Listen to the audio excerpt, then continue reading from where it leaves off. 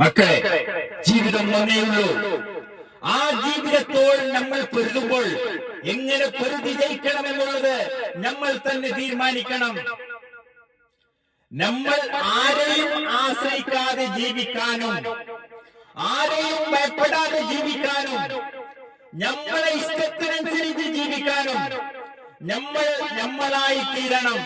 അത് എങ്ങനെയാവണം?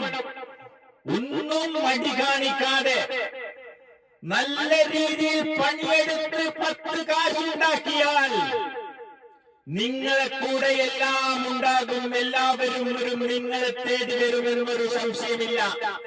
ഈ കാലഘട്ടത്തിൽ ജീവിക്കണമെങ്കിൽ കാശ് തന്നെ വേണം. കാശുണ്ടെങ്കിൽ വീടുണ്ട്, വണ്ടിയുണ്ട്, എല്ലാം ഉണ്ട്.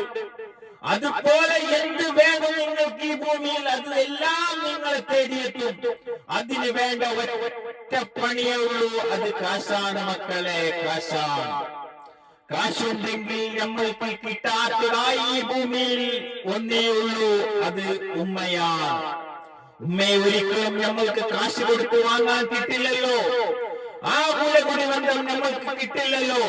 പേരിന് ഒരു ഉമ്മ മാത്രമേ കിട്ടുകയുള്ളൂ. പക്ഷേ കാശാണെങ്കിൽ നമ്മൾക്ക് കിട്ടുന്നത് എന്തൊക്കെയാണ്, എന്തൊക്കെ ആഗ്രഹിച്ചതൊക്കെ നമ്മളെ കയ്യിൽ വരും. കാശ് നമ്മൾക്ക് വേണം. ജനത്തിലും മടി കാണിക്കാതെ കഷ്ടപ്പെട്ട് കാശുണ്ടാക്കാൻ നോക്കുക. പണിക്ക് പോയി ജീവിക്കണമെന്നാണ് നമ്മൾ പറഞ്ഞത്. അല്ലാതെ മറ്റവന്റെ വല്ല മുതലും ആശ്രയിച്ച് അതിന്റെ കണ്ണുവെച്ച് ജീവിച്ചാൽ ഒന്നും കിട്ടൂല. നമ്മൾ കഷ്ടപ്പെടണം.